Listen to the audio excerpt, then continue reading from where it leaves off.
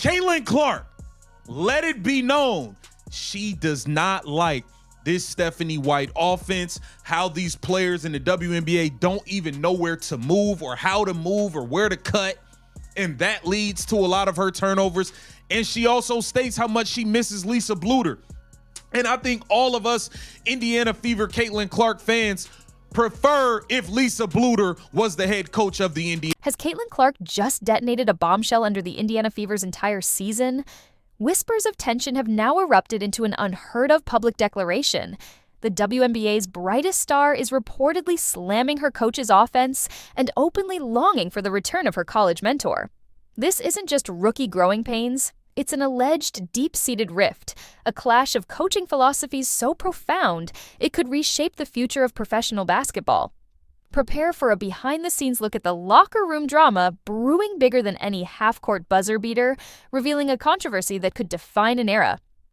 I mean, what's going on here? And I'm sorry, but if Stephanie White's supposed to be this all-world coach, you're not going to show up to a game against the Phoenix Mercury with DeWanna Bonner playing on the other side after what she did to the Indiana Fever franchise, and you show up there and somehow the team is lifeless?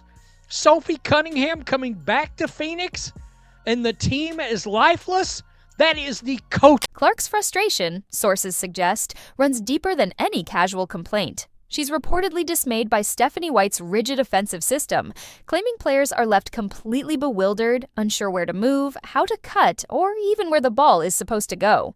This tactical confusion, Clark believes, directly contributes to her higher-than-expected turnover rate, creating a stark, almost jarring contrast to the free-flowing, intuitive style she mastered in college. This isn't just a critique. It's an indictment of an offense that feels less like a dynamic, evolving playbook and more like a never-ending HOA meeting about what specific shade of beige your mailbox can be. Rules everywhere, genuine creativity nowhere. It's a system so meticulously structured, it borders on a military drill, leaving players stifled and the game predictable. Sums up why I can't stand Stephanie White as a basketball coach for Caitlin Clark. I don't think that Stephanie White is a bad coach. Don't get it twisted. She's not a bad coach at all. I just don't think she's the right coach for Caitlin Clark. So let's take a listen to this right here. This was on the podcast with Subert. But I think that's even been something like me and Steph have always talk about when we go and watch film, and even that New York game where I played really, really well. Obviously scored a lot of points. I think I had 9 assists or 10 assists that game. She was a rebound and assist off a 32-point triple-double. And is the only reason her team's in the game. But this isn't the first time Clark has been part of a structured system. During her groundbreaking college career at Iowa, Coach Lisa Bluder didn't just hand her the ball. She practically tossed her the keys to a high-performance sports car and simply said, "Go drive, don't crash." And Clark didn't crash. She took that vehicle off-road, hitting astonishing speeds in restricted zones, executing plays that defied logic, yet somehow always making it look like a highlight reel. Iowa's strategy was renowned for its 5-shooter lineup and incredible floor spacing, a design that explicitly allowed Clark the unbridled freedom to orchestrate an offense that fundamentally altered college basketball. This approach, built on profound trust and strategic risk-taking, empowered her to push boundaries, to gamble, and to redefine what was possible, rather than adhering to rigid, predictable patterns. Man, it's just going to be interesting to see her come back and see this team fully go full circle around their set leader, and I'm still banking on it being Caitlin Clark. Without Caitlin Clark, they had 19 in the one game and 16 in their previous game without CC even playing. The underlying tension exploded into public view during a recent pivotal game against the Liberty. Clark was undeniably cooking. Not just warming up or heating slightly, but absolutely blazing. She was scoring at will, delivering astonishing assists, single-handedly keeping her team in the game.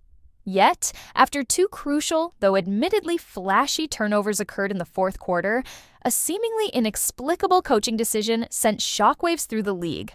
Boom. Clark was abruptly benched, relegated to the sidelines like a disobedient child in timeout. The footage captured her raw, visible frustration. She walked off with a face that spoke volumes, leaving no doubt about her disbelief and anger.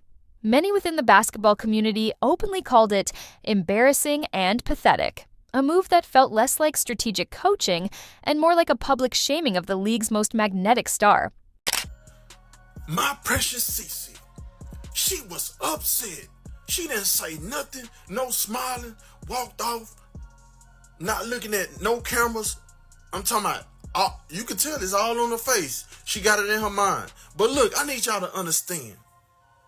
That was so embarrassing and pathetic, and the teamwork was not there.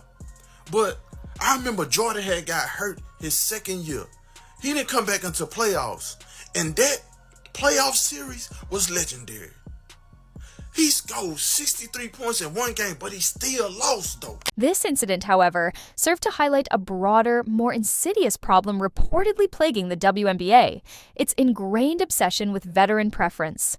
While Clark, the star rookie, was pulled for a couple of missteps, sources claim other, more established players on the floor were committing multiple turnovers, making critical defensive errors, and yet seemingly continued to rack up minutes without consequence. It's an unspoken, unwritten hierarchy where seniority often, inexplicably, trumps current performance and player impact. Rookies, particularly those attempting to make game-changing, audacious plays, appear to be held to an impossibly high, almost punitive standard, while veterans can seemingly trip over their own shoelaces, miss open layups, or even accidentally pass to the mascot and still remain on the court. This pervasive dynamic, critics argue, actively chokes the very life out of emerging talent and stifles innovation. The Stephanie White offense compared to what she was doing at Iowa when she took over the world. Let's take a look. At the college, it was very similar. All out attack, we're known to have 5 shooters on the floor at all time. We played with really good floor spacing, and at Iowa it was the same way. 4 people were on the floor that could shoot at the same time. Then obviously we usually played with a true post, but they rarely missed too. Mon never missed. Hannah Stolke was tremendous when I was there too, and even our backup post players. I always think about how Coach Bluder ran practices and things, and I'm very fortunate looking back and now going to watch other colleges' practices and things like that. She really was so intentional about making sure everyone was on the same. The fundamental issue, according to some insiders, is that WNBA coaches, Stephanie White arguably included, are so utterly consumed by playing don't make a mistake basketball that they entirely forget the game is supposed to be put on a show basketball. This overly cautious strategy, aiming for safety and predictability above all else, feels like hostage negotiations with a shot clock. As exciting as watching paint dry in slow motion. Players are allegedly terrified to take calculated risks because risks, even those with high reward potential, often equal immediate bench time.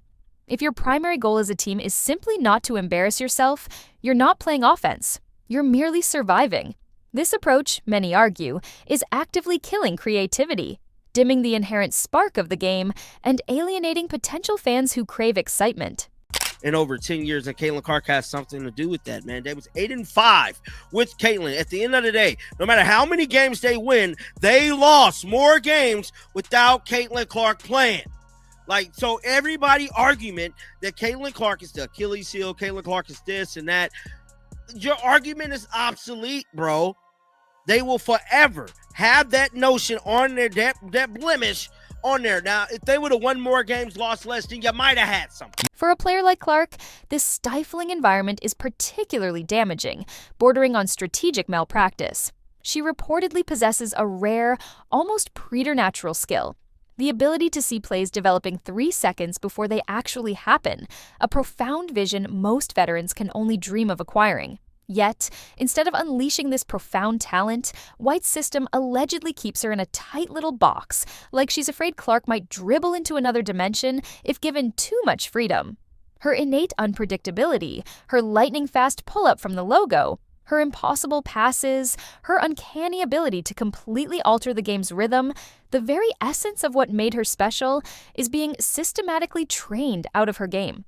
It's almost tragically ironic.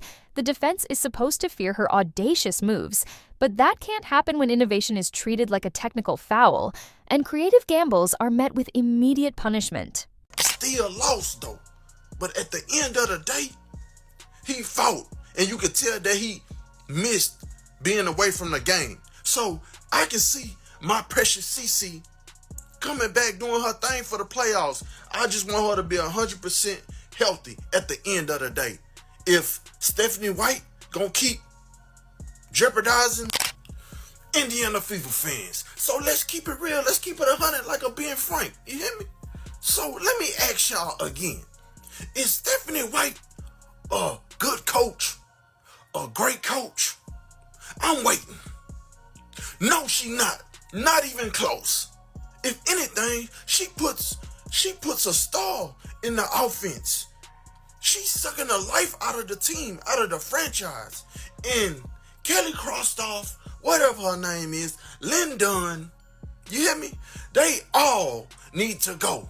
Beyond Clark's personal struggles and the system's limitations, the Indiana Fever locker room reportedly faces its own profound internal issues. There are serious concerns about player roles, or rather, the stark lack of clear understanding and acceptance of them. One stark example cited is Natasha Howard's alleged declaration of wanting to win MVP upon joining the team, a seemingly disjointed and self-serving goal when playing alongside a generational talent like Clark, who fundamentally changes the team's dynamics. This suggests a fundamental disconnect within the team, a stark contrast to Bluder's Iowa teams where every player, from starters to backup post players, knew their precise role, embraced it, and executed it flawlessly for the collective good. This supposed utter nonsense, this internal misdirection and conflicting agendas, is a pervasive problem Clark is forced to navigate daily, impacting team chemistry and overall performance. Stephanie White, Indiana Fever head coach Stephanie White, remains fully confident in her team following Thursday's deflating loss. The veteran coach sent a clear message. It was a 35-point ass drubbing. It was deliverance and Ned Beatty. Anybody seen that? Squeal like a pig? Yeah. The Phoenix Mercury bleeped the shit out of the Indiana Fever last. In the post-game press conference, Caitlin Clark Stephanie White made sure to give out about Caitlin Clark not passing the ball to Dantas. Like, we've seen Damiris Dantas play. She can't shoot. Why would Caitlin Clark pass the ball on an all-time heater to Dantas? This last game this year. Mm-hmm. I started the fourth quarter off with like 3 turnovers in a row or 2 turnovers in a row, and Steph yanked me, and she was like this is like a learning moment. Like, you got to be able to, like, yes, like maybe it could have been there, like maybe you could have thrown a little bit better of a pass, maybe they could have caught it, but like, do we need that in this moment? The proposed solution, according to many frustrated observers, is audacious but remarkably clear. Infuse the WNBA with Lisa Bluder's energy. Bring in coaches who fundamentally understand and coach to their players' unique strengths rather than rigidly adhering to a conservative, outdated playbook.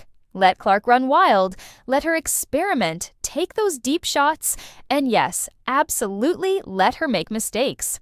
Because a turnover born of audacious creativity and high-risk, high-reward ambition is reportedly worth 10 safe, predictable, go-nowhere plays. Bluder intrinsically understood that high-risk, high-reward plays are the ultimate payout for fans. She never took away a player's freedom for a single misfire. Instead, she doubled down, understanding that the next audacious attempt might just be the game-winning dagger. This transformative, player-centric approach is what could truly unlock the WNBA's immense potential and skyrocket it into a must-watch global spectacle. Lisa Bluder always made sure people knew what they were going to do, aka she made sure people knew their role. Everybody knew their role, and that is the problem with the Indiana Fever and the bullcrap that Caitlin Clark deals with now. We got Natasha Howard coming in talking about she wanted to win MVP. Red flag. Red flag. We got Caitlin Clark, and you're talking about joining this team and winning MVP. She didn't know her role. Didn't know her role. That is the difference. We got a bunch of people on this team that do not know and understand their role. As today, Stephanie White has a clear conundrum on her hands, and she needs to figure out a solution to this problem before it's too little, too late. When Caitlin Clark was out with injury, Natasha Howard played well. Natasha Howard played well enough that kept us afloat along with Ari McDonald, along with Kelsey Mitchell, but Natasha Howard wasn't nearly as much of a hinder to the offense with Caitlin Clark. Ultimately, the WNBA holds a literal golden ticket in Caitlin Clark, a player who has already proven she can transcend the sport itself. She's the player who regularly stormed enemy arenas in college, dropped 40 points with effortless grace, and walked out with the entire opposing crowd booing. Not in hatred, but in frustrated awe because she'd single-handedly ruined their night. She's not some fragile porcelain doll in need of protection from the basketball court. She's a force of nature, a bold, unpredictable creator. But if the league continues to allow rigid, veteran-favoring systems to clip her wings, to dim the very spark that made her a household name before she even played a professional game, they risk turning that golden ticket into nothing more than a faded, forgotten receipt. And let's be brutally honest, receipts don't sell out arenas. It's time for the league to embrace the chaos, the freedom, and the sheer audacity that makes basketball and Caitlin Clark truly unforgettable.